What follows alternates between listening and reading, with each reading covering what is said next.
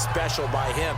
But let's face it, in today's NFL, those tight ends are often former wide receivers or maybe even sometimes bigger running backs. They just put them in a position to get a great matchup and make plays like that. Now Stephen Gostkowski on for the extra point. Oh, and it's a fake. They'll try and throw for it. He's got it. And he is going to come up empty here as they stop him short of the goal line, and this will remain a one-score game as the lead holds at 7. Okay, they went for the fake off of the extra point attempt. It's a long way to go, and they didn't get there. Didn't get it completed successfully. Did someone dare them to do that? Did someone double dog dare them to do that? I was going to ask, maybe they saw something on film, but do you see something on film with those to try something from the 15 on a PAT? I don't know. The only thing they needed to see on film there was a snap, a hold, and someone kicking the ball through the post. Now the Rams offense, they work their way back on the field. And that last drive, a long drive, but not just that, they had a great air attack going. Do they stick with that? I would think that they would, because if they were confident enough to do it on the last drive, starting backed up in their own territory, why would you change anything? They've got to be confident about what they're presenting and continue to do so. Yeah, because the secondary, they really look clueless. And that was amazing because that drive went and went, no adjustments and no big plays by the defense to knock the ball away. Here's Goff now on second down. The Pats are going to get there. Down he goes. And now maybe they want some extra time to talk about this third and long play as we'll get a timeout. As the stoppage will come with a little under a minute to go in this first half. On third down, they'll run it with Gurley. And he'll get it up near the 35, right at the 34 here. They'll get 11, but still a little short. Fourth down. This offense really put themselves in a tough spot on first and second down and needing long yardage to try and pick up a first down. And they ended up getting a great run. Explosive, picked up nice yardage. You don't expect to be in this situation on fourth down. But guess what? It all started with what happened on first and second down. Really put them behind the 8-ball. So on fourth down, here's Johnny Hekker to punt it away. Back deep, Julian Edelman. And that one hits a little too close to the goal line, and it continues into the end zone for a touchback.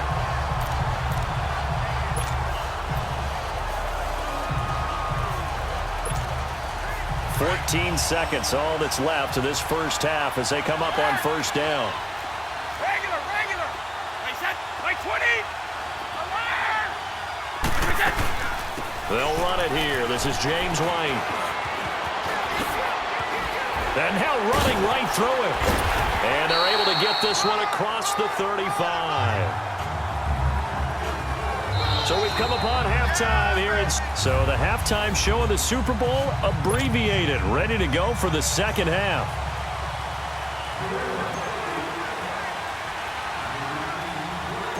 The halftime show, quite a spectacle, but it's back to football for the second half of Super Bowl 53. This is fielded a couple yards deep. And he'll be brought down at the 23, make it the 24-yard line. And the Rams getting set to go now. They're down here, but very much in this game. What's the tonality of a coach's talk when a game is...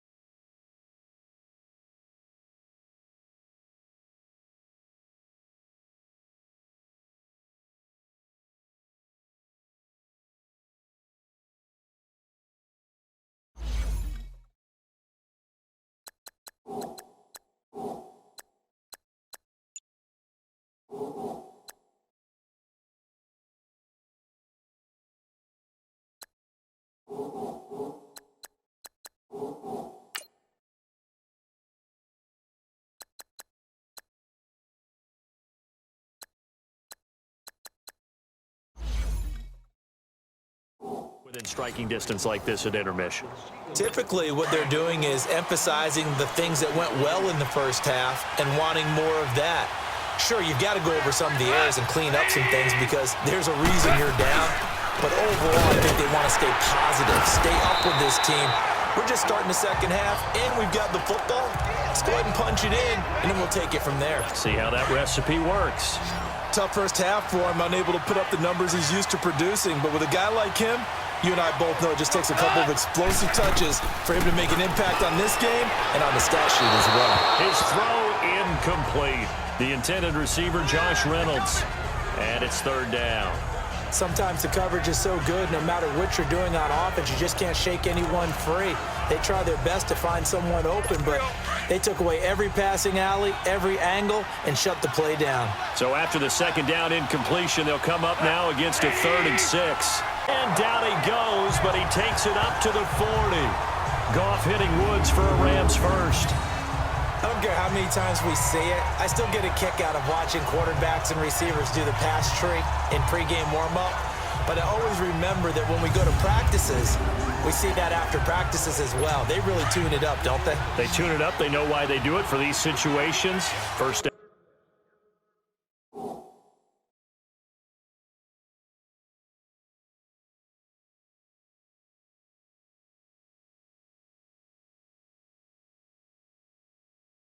And they build that trust, and that's why they're able to find him in this type of a situation. They go play action here on first down. He's going to air it out deep for Woods. So they took a shot on first down, but couldn't connect. Just his second incompletion so far. He's 8 for 10. I think he'll take 80%. There's no doubt that he will, but if you're the defensive play caller, you better circle what you just dialed up on your play sheet and come back to it because you just caused an incompletion. You need a few more of those. He'll take this from the 40 up to the 45 for a gain of 5. I have to think a major focus of the halftime meetings had to be figuring out how to create space for the running game to get operating. Well,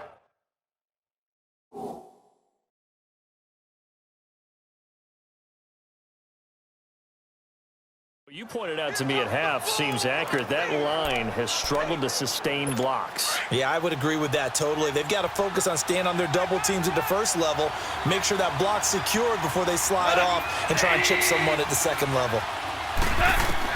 From the gun on third down, gone. And this is going to be incomplete. We're into the second half now, and this is an offense that continues to struggle to sustain a drive. Looks like they're just totally out of sync, whether they're running the ball, passing the ball like we saw there. I don't know. The rhythm seems off. Here's Johnny Hekker now as he'll punt it away for the second time. Here comes the Patriots offensive unit. They'll have it first here to begin the third quarter. They were able to get the ball back here, didn't surrender any points. Now they'll look to add to that lead. Now, how about the boost the defense gave them? Going right out on the field, shutting them down, not giving up any points, and turning the ball back over. They want to do their part now and show them a little respect and some gratitude by scoring some points. And to get a little more cushion. Give him 9 on the carry that time, and they're set up with a 2nd and 1. And there we saw one of the downsides of blitzing during a rundown because sometimes you get out of your gaps. You don't fit the run quite as well because you're headed towards the ball carrier with abandon. On second down, Michel. And he'll be taken down right around the 34 after a pickup of only a yard. He's definitely tough to get down. We just saw it right there. But how about what we did see? Pursuit, wrap up, and then the big finish with the tackle. The offense on third down tonight, just 1 for 3 thus far. They're looking at third in the nose of the football. They'll try and run for it. Here's Michel. And brought down, but not before reaching the 45-yard line. A 10-yard pickup, and it's enough for a Patriot first down. They're trying to show that they can run the ball and protect this lead. Give it to the backs, play a little bit of keep away, don't you think? And that's probably a good philosophy at this point, going to make that defense stand up and stop them.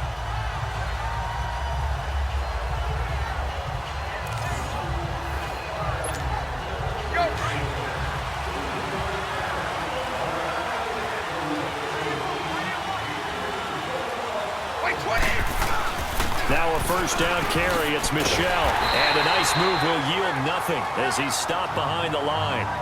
It's a loss of 2 there, bringing up second down. I'd say the staff that's up in the booth watching the game, they may want to file that one away. See how fast the free safety closed to make that play? Might want to check into a throw the next time. On the handoff, it's Michel. And the play goes nowhere. Losing yardage back near the 40 at the 39. It's a loss of 4. Now third down.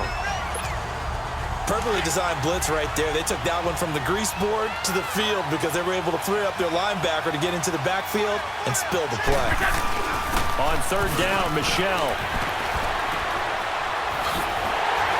And the reinforcements come in as they're going to stop him behind the line. Losing 2 yards that time, and now it's fourth down. Not the result they were looking for there on third down. They end up taking a loss on the play. The only person happy now, the punter, gets to go out there and show Mom that he gets to play in the game. And the punt team on now as this one's sent away.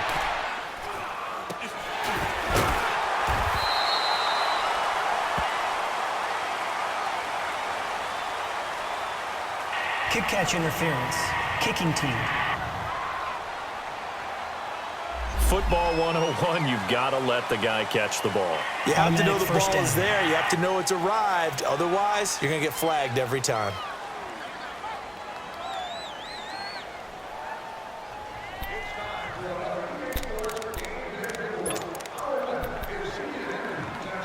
A lack of discipline defensively on fourth down, and now that leads to a 1st and 10.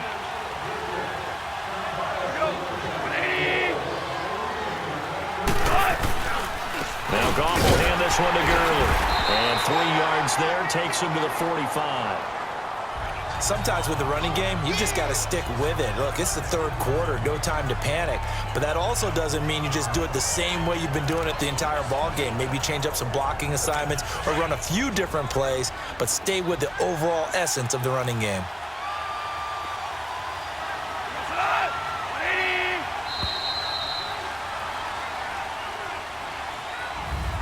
Back now here on EA Sports.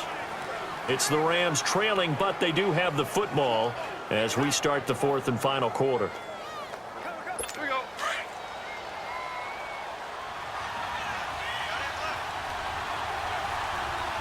Hey, 20. To throw on second down is gone. Got his man complete over the middle. That's Reynolds. His second catch of the Super Bowl, and it's good enough for a first down. Right after the turnover, they come out throwing. And that means it's a sudden change situation. We used to practice it on defense. Sudden change, get out there, stop the offense. But you typically run out there a little bit unsettled. I think that's why he came right out throwing the football, hoping to catch him off balance. And he did. On 1st and 10, Goff. And that's caught left side. It's Woods. Give him a couple on the catch. It's 2nd and 8.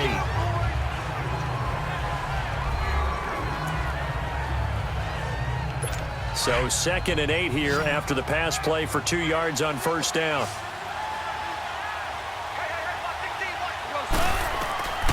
Goff now looking to throw. Throwing over the middle, and it's incomplete. That time trying to find Gerald Everett. 3rd down here.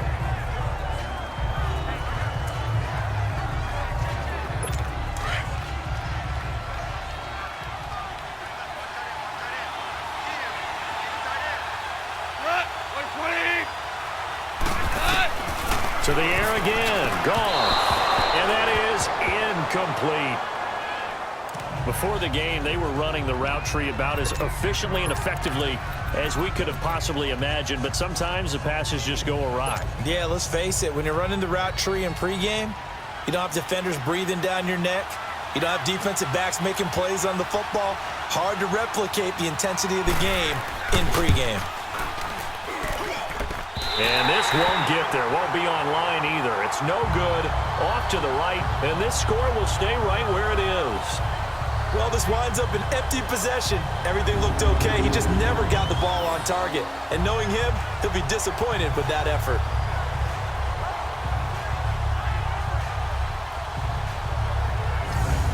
So the Patriots coming out now. And a tight game after punting last time. See if they can get something going on this drive. As they head to the field now, with the game this close, you've got to feel there's a sense of urgency for them going on offense right now. But they have to do it without letting panic creep in and affect their play. Following the penalty, Michel fighting him off. Breaks free again. And he'll lose yardage on the play back at the 37-yard line. He lost 6 there on the first down play. Well, you had to punt on your first drive, and on the first play of the second drive, you end up going backwards. I would dare say they need something good to happen right here, right now. And he takes this up right near the 45-yard line. Able to pick up a healthy chunk of yards, 7-yard gain, but a tough 3rd and 9 upcoming. That's it. That's what you want. Straight ahead positive gain. Just keep that clock ticking. One of the bigger plays in the game thus far, and the crowd getting into it as we come up on a big 3rd down. Now a pitch out to Michel. And he's got some space here. And they'll get him down as he's inside the 40. 17 yards there for the Patriots as they've got themselves a first down. But they didn't accomplish their goal. They didn't get a stop there, gave up another first down. They have all 3 timeouts in their pocket. I think defensively, you got to start thinking about using them here. I was just going to ask you at what point you think now's the go time? I think now's the go time. I don't think you sit back and wait because they can take a lot of time off the clock between plays and run 3 to 4 and really put you in a stressful spot. A solid run on first down. Gain of 7 leaves them with a 2nd and 3. Clock continuing to run. They'll probably wind this all the way before snapping it on 2nd down. Now they'll throw with Brady. Over the middle. That's taken in by Gronkowski. Over 100 yards receiving for him now in this Super Bowl. This is something you got to be wary of defensively. I mean, just because they're in the mode of trying to burn some clock doesn't mean they won't pass it, and they got good yardage out of that one. Yeah, and really, when you're looking at it, now they've got a fresh set of downs. Look for 2nd down. If they want to take another shot and try and loosen things up, that'd be the time to do it. So the Patriots with a football as we get you reset. They've got a 1st and 10 as they look to try and finish this one off.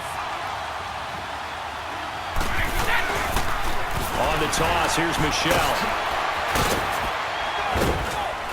This carry with the extra effort is going to get him stopped up just shy of the 10. And whistles, and we're going to have another stoppage of play as they call the timeout on defense with 1:53 left. So they come up on 2nd down. If they can get another run like we just saw, would likely put an end to this thing. They'll run with Michel. And maybe a measure of revenge there. He's had his way in this one, but this time they get him behind the line. New England on 3rd down. They've hit it 50%, 3 of 6 to this point. This is 3rd and 8. Michel, they toss it out right to him. Take it into the end zone for a Patriot touchdown. Sony Michel, his 2nd touchdown of this Super Bowl. And the Patriots add 6 to their lead. Well, it'd be real easy to say that I'm looking at your face and I'm thinking I've got to be careful with that. Well, it's a 2-score game. You're inside at 2 minutes. I think you can breathe relatively easily now. Yeah, you can. Think cheap and easy. That could put you in some jeopardy.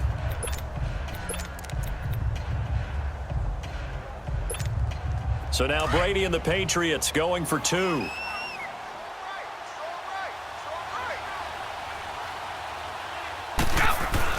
Throwing now is Brady, and that'll be incomplete.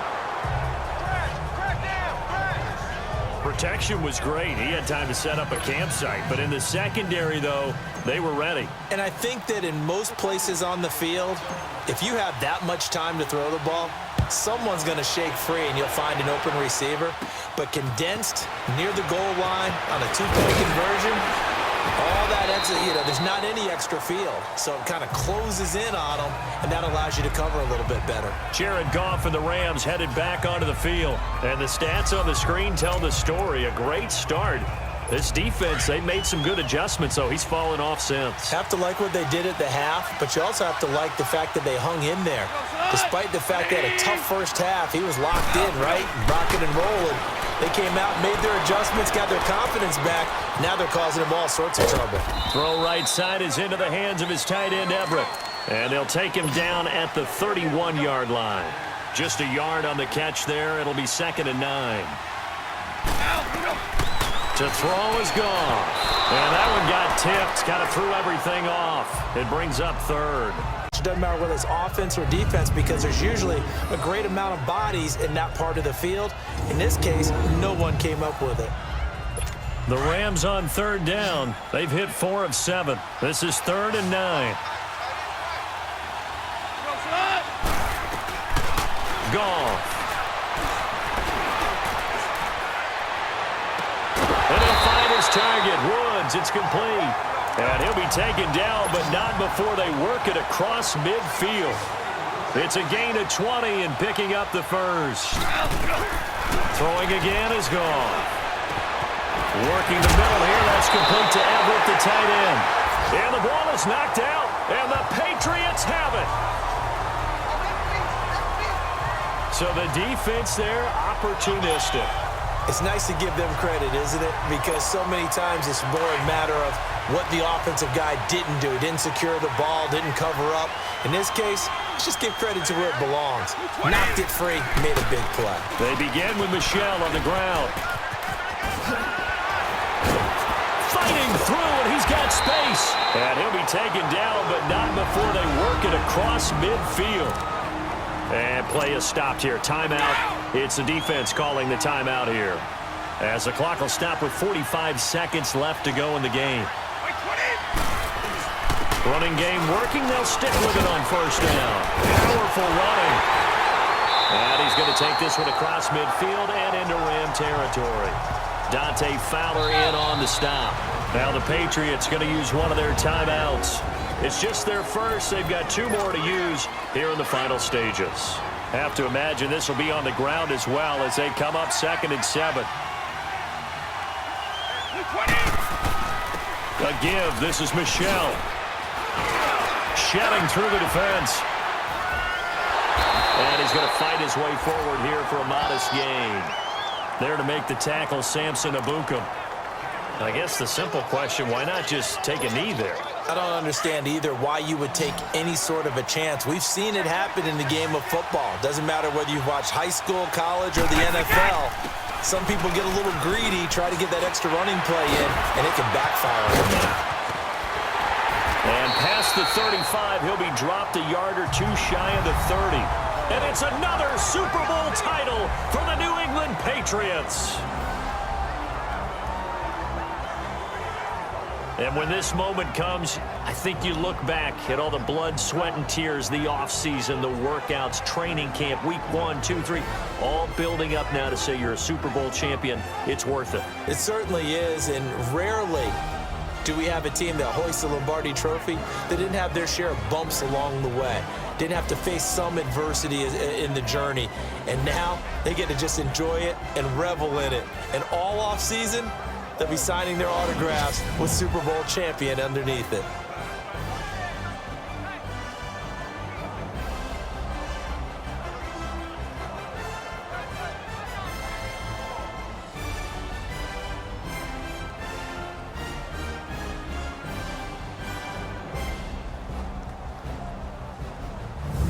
And they are the Super Bowl champs. The Lombardi Trophy is theirs, and so are bragging rights for an entire season. What a season it has been. Feels like we have been there every step of the way. Our entire crew doing a wonderful job.